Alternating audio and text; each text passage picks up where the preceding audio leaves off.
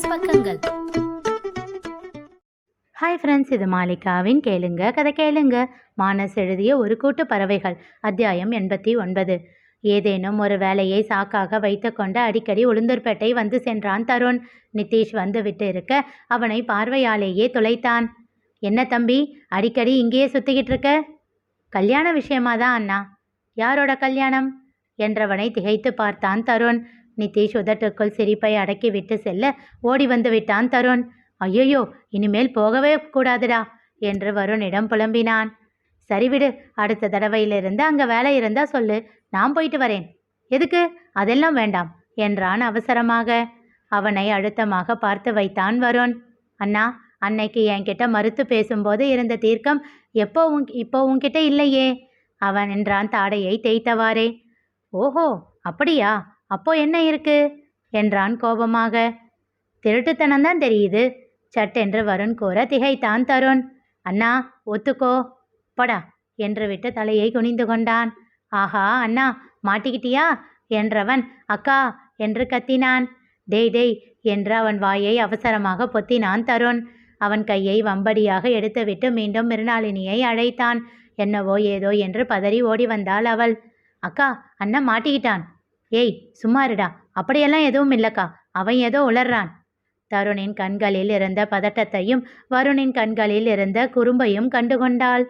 ராத்திரி நேரத்தில் சும்மா இருக்க மாட்டீங்களா ரெண்டு பேரும்? விளையாடுற நேரமா இது? எனக்கு வேலை இருக்கு என்று அதட்டிவிட்டு அவர்கள் பேசியதை கண்டுகொள்ளாததை போல் சென்று விட்டாள். மறுநாள் ஆதி அழைத்து, ஹாய் பொண்டாட்டி, அங்கே என்ன விசேஷம் என்றான். ஹாய் புருஷா, உங்கள் வீட்டுக்கு அடுத்த மாப்பிள்ளை ரெடி, அதுதான் விசேஷம் என்றாள் இவள். அதுதான் தெரியுமே. எப்படி? அவன்தான் சைட் அடிக்க அடிக்கடி வீட்டுக்கு வந்துட்டு போய்கிட்டு இருக்கானாமே. நீங்கள் விழுப்புரத்தில் தானே இருக்கீங்க? ஆமாம், ஆனால் அங்கே ஸ்பை வச்சிருக்கேன் என்றான் மெல்லிய குரலில். எப்பா, அது பெரிய சீக்ரெட் பாருங்க. இந்த வேலையெல்லாம் உங்களுக்கு யார் பண்ணுவான்னு எனக்கு தெரியாதா? உரக்க சிரித்தான் ஆதி. அவன் அழைப்பை துண்டித்ததும் நிதிஷை அழைத்தாள். அவன் அழைப்பை ஏற்கவில்லை என்றதும் அபியை அழைத்தாள். சொல்லுங்க அண்ணி. எங்கடா உன் அத்தான்? ஆஹா, என்ன அண்ணி இவ்வளவு பாசமாக கேட்குறீங்க? என்னத்தை பண்ணி தொலைச்சாரு? அங்கே நடக்கிறது எல்லாத்தையும் அப்படியே அவர் ஃப்ரெண்டுக்கிட்ட ஒப்பிப்பாரா? அடுத்து அபி பேசும் முன் நிதிஷ் அங்கே வர, இதோ அவரே வந்துட்டாரு, இருங்க கொடுக்குறேன் என்று விட்டு அவனிடம் ஃபோனை நீட்டினான். யாருடா? உங்கள் ஆசை தங்கச்சி தான், செம்ம கோபத்தில் இருக்காங்க, என்ஜாய். அவன் கையில் ஃபோனை திணித்து விட்டு ஓடிவிட்டான். டேய் டேய், நான் என்னடா பண்ணேன்? புலம்பிக் கொண்டே ஃபோனை காதில் வைத்தான். ஓடி வந்த அபி ஓரிடத்தில் நின்று சிரித்து கொண்டிருந்தான். அவனை முறைத்து பார்த்தான் அர்ணவ்.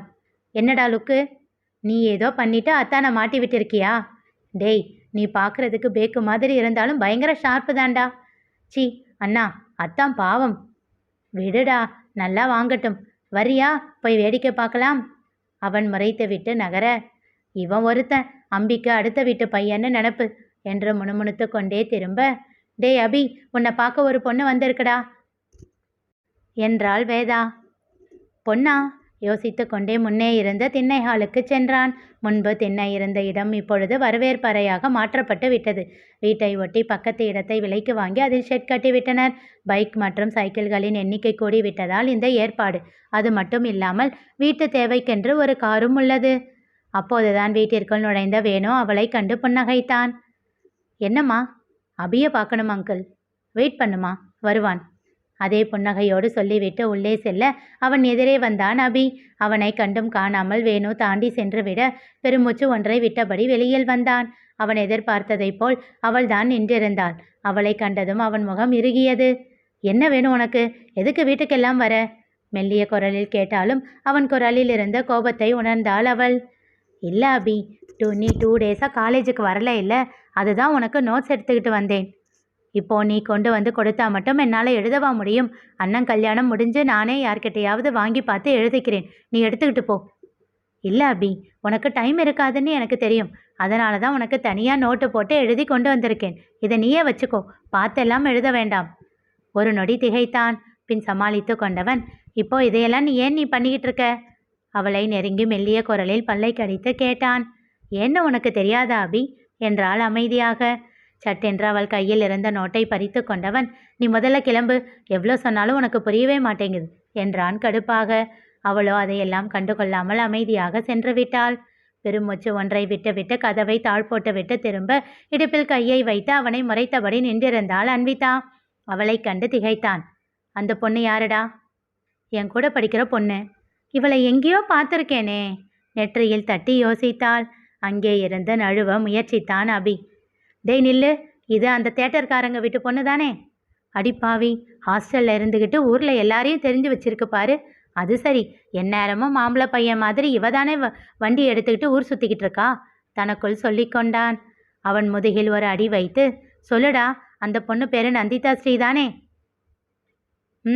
ஆமாம் என்றான் சலிப்பாக. அவளுக்கு இங்கே என்னடா வேலை?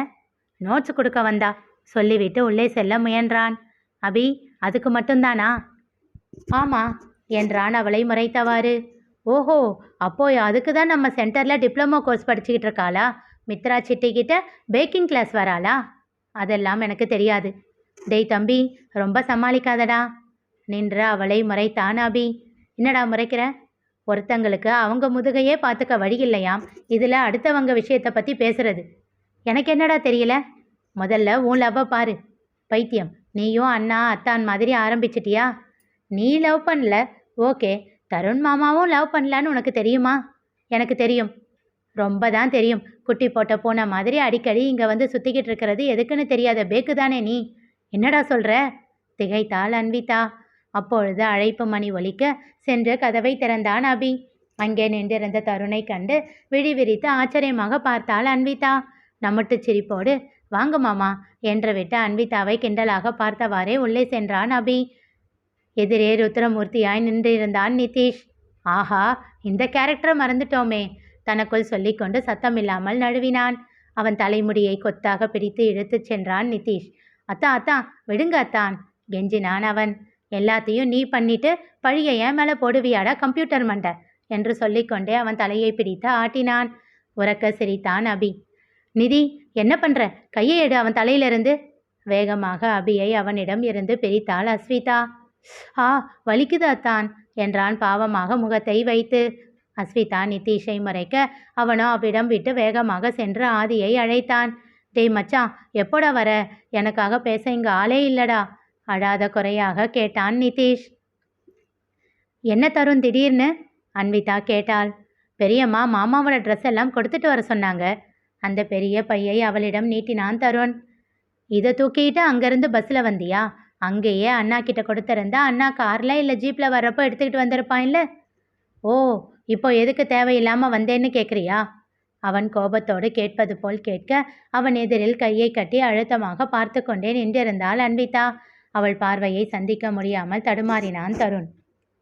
நேற்று நான் உன்னை பார்த்த பார்வை வேறு, நீங்காத எண்ணமாக ஆனா என்று. உன்னோடு நானும் போன தூரம் யாவும் நெஞ்சிலே நீங்கார நினைவுகளாக அலையா இங்கே மிஞ்சுதே. நூலருந்த பட்டம் போலே உன்னை சுற்றி நானும் ஆட, கைகள் நீட்டி நீயும் பிடிக்க காத்திருக்கிறேன். இதற்கெல்லாம் அர்த்தங்கள் என்ன கேட்க வேண்டும் உன்னை. காலம் கை கூடினால் கதை போமா, கதை போமா, கதை போமா. ஒன்றாக நீயும் நானும் தான் கதை போமா, கதை போமா, கதை போமா. நீ பேச பேச காயமாறுமே. இனி நிகழப்போவது என்ன தெரிந்து கொள்ள தொடர்ந்து கேளுங்க, கதை கேளுங்க. மீண்டும் சந்திப்போம்.